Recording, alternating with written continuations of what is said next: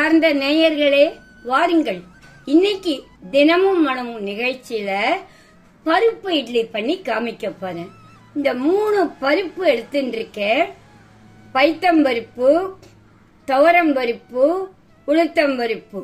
இந்த 3 பருப்பு ஒரு அளவு எடுத்துட்டு இருக்கேன்.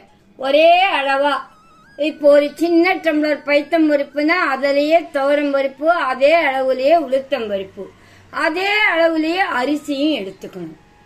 அப்புறம் மிளகா ஒரு 7-8 மிளகா, காரம் வேணும்னா இன்னும் போட்டுக்கலாம். இது எல்லாத்தையும் சேர்த்து ஊற வைக்கணும். நல்லா ஒரு 2 மணி நேரம் ஊறணும். அப்பதான் அது பண்ண முடியும் நம்ம. இப்போ இத நான் ஊற வைக்கிறேன். இப்போ எல்லாத்தையுமா சேர்த்து ஊற போட்டிருக்கேன். மிளகாயும் இதில் போட்டிருக்கேன். 2 மணி நேரம் ஊறினதுக்கு அப்புறம் எப்படி அரைக்கணும்னு நான் சொல்றேன்.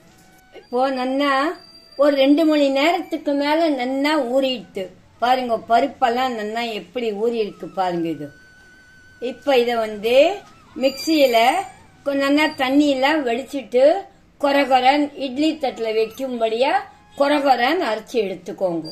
அரைச்சி எடுத்துட்டதும் நம்ம அத இட்லி தட்டுல வேக வச்சு எடுத்துக்கணும். முதல்ல இத அரைச்சிக்கலாம்.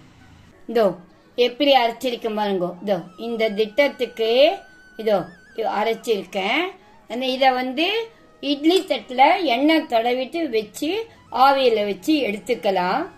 இதுக்கு ஒரு சின்ன எலுமிச்சங்காய் அளவு புளி வச்சிருக்கேன்.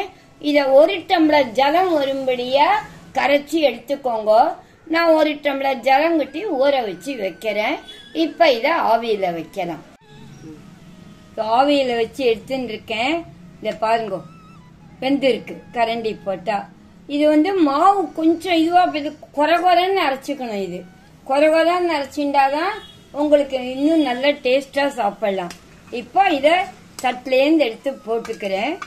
இது எல்லாத்தையும் எடுத்து போட்டுட்டு இத என்ன பண்ணணும்னா துண்டு துண்டா கட் பண்ணி வச்சுக்கணும். இதோ பாருங்க, இப்படி 4 தட்டு வச்சிருக்கேன். 4 தட்டையும் இப்படி ஒன்னு கட் பண்ணி காமிக்கிறேன். அப்புறம் நீங்க மற்றதெல்லாம் கட் பண்ணிக்கலாம். இதோ இந்த மாதிரி நல்லா சின்ன சின்னதா அழகா துண்டு துண்டா கட் பண்ணி வச்சுக்கோங்க. அப்பதான் நல்லா டேஸ்டா இருக்கும் சாப்பிடறதுக்கு. எல்லாம் உப்பு காரம் எல்லாம் உரைச்சி இந்த மாதிரி கட் பண்ணி வச்சுக்கோங்க. இத நம்ம ஆவியில எடுத்த பருப்பு இட்லிய இந்த மாதிரி துண்டு துண்டா கட் பண்ணி வச்சுக்கணும். கட் பண்ணி வச்சுட்டு நம்ம வாணாயில போட்டு இது என்னென்ன சேர்க்கணுமோ அது சேர்த்து உங்களுக்கு பண்ணி காமிக்கிறேன். இப்ப எண்ணெய் நல்லா 2 கரண்டி எண்ணெய் குத்திருக்கேன். எண்ணெய் இருந்தாதான் அது போட்டு கலரும் போது நல்லா வரும். கொஞ்சம் எண்ணெய் காயட்டும். இப்ப எண்ணெய் காஞ்சிடுத்து. இதுல கடுகு போடுறேன். கடுகு நான் ஏற்கனவே சொல்லியிருக்கேன். சீரகம் சேர்த்துனீங்கன்னா உங்களுக்கு பெருங்காய வாசனை இருக்கும்னுட்டு அதுவும் பார்க்கலாம். கடுகு வெடிச்சு விட்டு இதோ உளுத்தம்பருப்பு போட்டிருக்கேன். கொஞ்சோண்டு வாசனைக்கு சீரகம். இது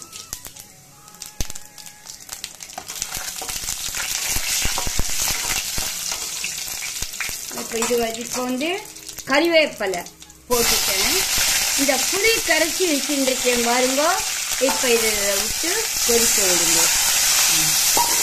இந்த புளிக்கு கொஞ்சமா உப்பும் மிளகாப்பொடி கொஞ்சம் போடுங்க. ஏன்னா இந்த புளி தண்ணிக்கு வரைக்கணும் இல்லையா காரம் உப்பு, அதனால அதுக்கு தேவையான உப்பு போட்டு அரைச்சி வச்சுட்டு இருக்கோம்.